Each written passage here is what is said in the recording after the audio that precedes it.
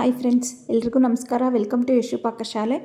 ನಾನಿವತ್ತು ಮನೆಯಲ್ಲೇ ವಾಂಗಿಬಾತ್ ಪೌಡ್ರನ್ನ ಹೇಗೆ ಮಾಡೋದು, ನಮ್ಮ ಮನೇಲಿರೋ ಇಂಗ್ರೀಡಿಯೆಂಟ್ಸ್ ಯೂಸ್ ಮಾಡಿಕೊಂಡು ಈಸಿಯಾಗಿ ಮನೆಯಲ್ಲೇ ನಾವು ವಾಂಗಿಬಾತ್ ಪೌಡ್ರನ್ನ ಹೇಗೆ ಮಾಡೋದು ಅಂತ ನೋಡೋಣ.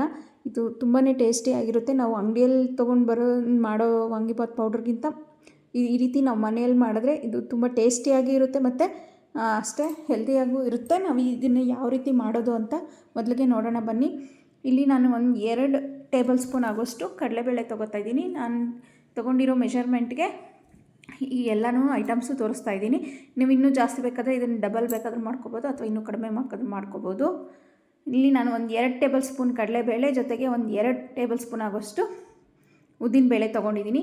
ಎರಡನ್ನೂ ಸ್ವಲ್ಪ ನಾವು ಯಾವಾಗಲೂ ಡ್ರೈ ಫ್ರೈಯೇ ಮಾಡಬೇಕು. ನೀವು ಬೇಕಾದರೆ 1 ಸ್ಪೂನ್ ಎಣ್ಣೆ ಹಾಕ್ಕೊಂಡು ಕಡಿಮೆಯಲ್ಲಿ ಫ್ರೈ ಮಾಡ್ಕೋಬೋದು. ಈ ರೀತಿ ಡ್ರೈ ಫ್ರೈ ಸಹ ಮಾಡ್ಕೋಬೋದು.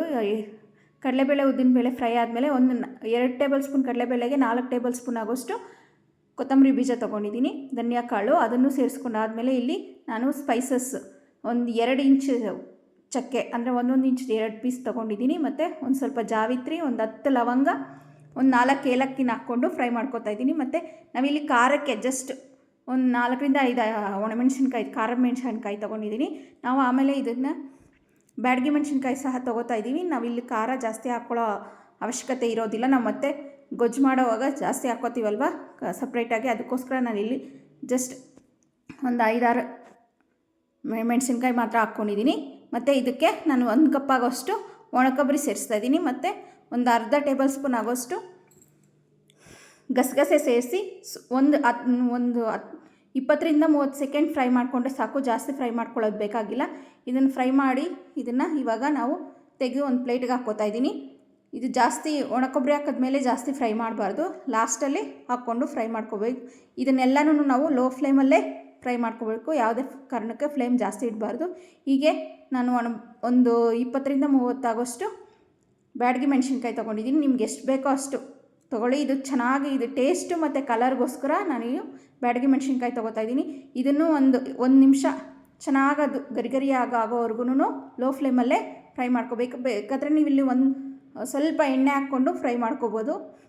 ಆಮೇಲೆ ಇದನ್ನೆಲ್ಲ ಚೆನ್ನಾಗಿ ಆರಿದ್ಮೇಲೆ ಸ್ವಲ್ಪ ಗರಿ ಆಗುತ್ತೆ. ಆವಾಗ ಇದನ್ನು ನಾನು ಫಸ್ಟ್ ಮೆಣಸಿನ್ಕಾಯಿ ಮಾತ್ರ ಹಾಕ್ಕೊಂಡು ಒಂದು ಸ್ವಲ್ಪ ಇದನ್ನು ರುಬ್ಕೊಂಡು ಪೌಡ್ರ್ ಮಾಡ್ಕೋತೀನಿ. ಆಮೇಲೆ ಮಿಕ್ಕ ಐಟಮ್ಸ್ನು ನಾವು ಫ್ರೈ ಮಾಡ್ಕೊಂಡಿದ್ವಲ್ವ ಅದನ್ನು ಇದಕ್ಕೆ ಸೇರಿಸಿ ಸ್ವಲ್ಪ ಅರಿಶಿನ ಸೇರಿಸ್ಕೊಂಡು ಇದನ್ನು ಗ್ರೈಂಡ್ ಮಾಡ್ಕೊಳ್ಳಿ. ನಾನು ಅರಿಶಿನ ಸೇರಿಸಿದ್ದು ಅಲ್ಲಿ ಸ್ಕಿಪ್ ಆಗಿದೆ. ನೀವು ಅರಿಶಿನ ಸ್ವಲ್ಪ ಸೇರಿಸ್ಕೊಂಡು ಇದನ್ನು ರುಬ್ಕೊಂಡು ಪುಡಿ ಮಾಡ್ಕೊಳ್ಳಿ. ನೋಡಿ, ಈ ರೀತಿ ಪುಡಿ ಮಾಡ್ಕೊಳ್ಳಿ. ತುಂಬಾ ಚೆನ್ನಾಗಿದೆ. ಅರೋಮಾ ಕೂಡ ತುಂಬಾ ಚೆನ್ನಾಗಿ ಬರ್ತಾಯಿದೆ. ಈ ರೀತಿ ನೀವು ಮನೆಯಲ್ಲೇ ಆರಾಮಾಗಿ ಪೌಡ್ರ್ ಮಾಡಿ ನಾವು ವಾಂಗಿಬಾತ್ ಗೊಜ್ಜಿಗೆ ಯೂಸ್ ಮಾಡ್ಕೋಬೋದು. ನೀವು ವಾಂಗಿಬಾತ್ ಗೊಜ್ಜಿಗೆ ಅಷ್ಟೇ ಅಲ್ಲ, ನೀವು ಬೇಕಾದರೆ ಇದನ್ನು ಬೇರೆ ಪಲ್ಯ ಅಥವಾ ಗೊಜ್ಜುಗಳು ಮಾಡಿದಾಗ ಅಥವಾ ಗ್ರೇವಿ ಕರಿಗಳು ಮಾಡಿದಾಗೂ ಸ್ವಲ್ಪ ಈ ಪೌಡ್ರನ್ನ ಯೂಸ್ ಮಾಡಿದ್ರೆ ತುಂಬಾ ಟೇಸ್ಟಿಯಾಗಿರುತ್ತೆ, ಚೆನ್ನಾಗಿ ಬರುತ್ತೆ. ನೀವು ಒಂದ್ಸಲ ತಪ್ಪದೆ ಮನೇಲಿ ಈ ಥರ ಟ್ರೈ ಮಾಡಿ ನೋಡಿ.